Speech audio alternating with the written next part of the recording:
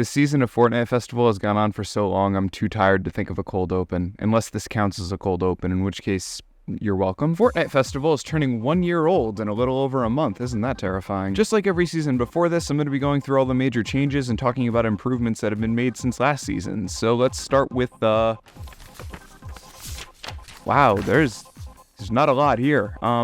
Well, let's start with the new icon. We have Karol G representing this season of Fortnite Festival. I'll admit that I wasn't familiar with Karol G's music at first, and after hearing it, it is most certainly pop music. It's not bad by any stretch of the imagination. With the mostly joking way I closed out the last video, I had a lot of people jump on me and assume that I was a brainless metalhead and didn't listen to any other genre. And I gotta say, as somebody who's gotten multiple scholarships due to my dedication to music, as well as multiple certifications through the Musicianship Achievement Program in Connecticut, I find that to be a little bit insulting. Of course, you don't have to be certified in anything to enjoy music, and I don't mean to come across like an elitist asshat here, but it just goes to show that, although everyone of course has genre preferences, I could get down with any genre. I appreciate the artistic medium of music as a whole. And while yes, I do have bands like Metallica, Avenged, Slipknot, and Korn on my iPod, I also have the Gorillaz, I have Fall Out Boy, I have Green Day, I have Kesha, I have Blackpink. My musical taste is all over the goddamn place. Some people might say I straight up don't have a taste, but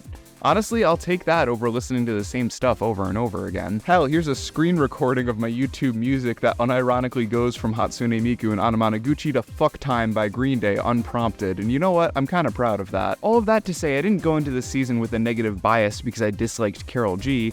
I went into this season not knowing who she was, and that's why I didn't buy the festival pass. I just didn't know enough about her, and now that I've listened to her music, it is perfectly fine, but still not something I'm probably gonna buy the festival pass for. Well, it's too late now anyway. The festival main stage has been redesigned to fit Karol G's aesthetics more than the last season's fiery Metallica aesthetics, and I think it looks nice. Still crossing my fingers that at some point we can have multiple venues at once, like the Guitar Hero and Rock Band games, so that way the background doesn't look super samey over and over again, but honestly at this point, I'm not holding my breath. The battle stage hasn't seen any visual improvements, not that I can tell, and honestly, I'll just be blunt here, I haven't noticed any gameplay improvements either here. It plays pretty much the exact same as last season. Speaking of the battle mode, one thing that was admittedly pretty cool is that Epic Games flew out a bunch of Fortnite Festival and rhythm game content creators out to a real-life battle stage where they competed IRL, and honestly, that's pretty cool. The winner was Jake, aka a wise moose, who came in first place and won a Golden Riffmaster. Now you may also know Jake as Guitar Hero Rocks on YouTube, i.e. the guy that was able to full combo, full series the entirety of Guitar Hero, and I think the entirety of Rock Band at this point. I'm not sure what kind of weird symbiote shapeshifting god Jake is to be able to not only full combo the entirety of Guitar Hero and Rock Band, but also win the Golden Riffmaster with ease in this Fortnite tournament. Either way, congrats Jake, you earned it. I'm also sending a paranormal investigation group to your house because I need to find out exactly what the hell you are. There's no way you're human. Anyway, back to Fortnite Festival itself. In terms of positive gameplay changes, we finally have a restart button. It only took them almost a fucking year, but I'm happy to see that this very basic, essential rhythm game element that has been in every single Guitar Hero and Rock Band game since day one has finally made its way into Fortnite Festival. Now, harmonics, can we get a damn practice mode? Actually, probably gonna have to wait another year for that one. As for other positive changes this season, I'm a level with you guys, this season wasn't great. There have been so many bugs that have come and gone that have made the game virtually unplayable for a lot of people. First off, the hammer-on and pull-off bug. Now this one's pretty bad and it's affected me quite a few times. Basically, in the past Guitar Hero and Rock Band games, for hammer-ons and pull-offs, you're able to strum on a previously fretted note and then immediately switch to the correct note afterwards, and the game will still count it as a hit, which understandably, that's how the game should work. However, for this particular season of Fortnite Festival, that isn't how it works. Here's a direct example from Soya. She explains it far better than I can. I'm gonna hit this first red hammer on. Watch this. Wow, amazing, right? Okay. Now I'm gonna do essentially exactly the same thing, but watch. What happened there, right? If you strum and you're not holding the correct color, you have a few milliseconds to adjust and switch to the correct color fret, and the game will still accept that as a hit note. If you ever do this in Fortnite Festival, any resulting HOPOs will now not work. That goes a long way to explaining clips like this, where I have been tearing my hair out trying to FC this song, and I keep missing the same note over and over and over and over again. So yeah, that's a little bit annoying, and it breaks playing a lot of charts where you don't want to strum every single note. I feel like I'm playing Guitar Hero 1-up in this bitch. But on top of that, this past season, you couldn't even emote during song breaks, otherwise the game would register the next note as a miss, regardless if you're holding down the fret and strumming. This is incredibly irritating, isn't it, Jason?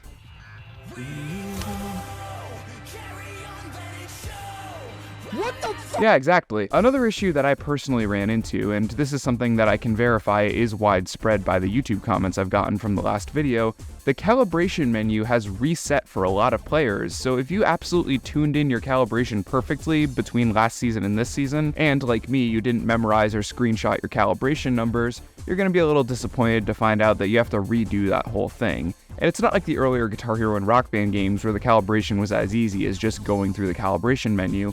Fortnite Festival has a little bit of extra lag that you have to factor in with the plus or minus milliseconds at the end of the song. So those are the more serious bugs that popped up this last season, but there's also a couple visual things that haven't been fixed yet. For example, there are points in the song where your character will randomly stop animating aside from the hands and the head, and I don't understand why this happens. It's kind of funny, but at the same time, it looks really sloppy. And the most common visual bug that I ran into, this happened like every other song for me, the instruments would just randomly disappear for the other band members. Never for me, just for the NPCs on the stage, or occasionally if I played online. There's nothing I could do to trigger this or to make it not trigger, it just sort of happened at random, and it happened both on the PC and PS5 version, so not sure exactly what's going on in the back end to cause this. Other than that, that's pretty much it. I hate to leave this video off on such a dour note, but this past season of Festival has had genuine significant problems,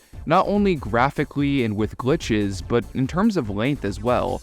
Having the festival season be the exact same length as a Battle Royale season was not a good move in my opinion, especially when the venue stage looks the exact same for the entire multi-month period. It ends up looking really stale and it leads to a lot of fatigue from players. If there's one massive thumbs up I can give to Fortnite Festival, it's for rhythm game authors who've been charting all of the songs. I have given them some criticism in the past, but I do think overall they've stepped their game up tenfold, and you definitely can tell that these people enjoy doing their jobs. The charting being great overall has unfortunately been the only consistent thing in this past season of Fortnite Festival, which is both equally sad, but also I think deserves praise. So hats off to rhythm game authors, you guys are doing a great job. But what did you guys think about this past season of Fortnite Festival? Is there anything I missed? Are you excited for the next season? I know I am. I can't wait to have Snoop Dogg in both Call of Duty and Fortnite. We live in a really weird time, don't we? Anyway guys, peace out and take care.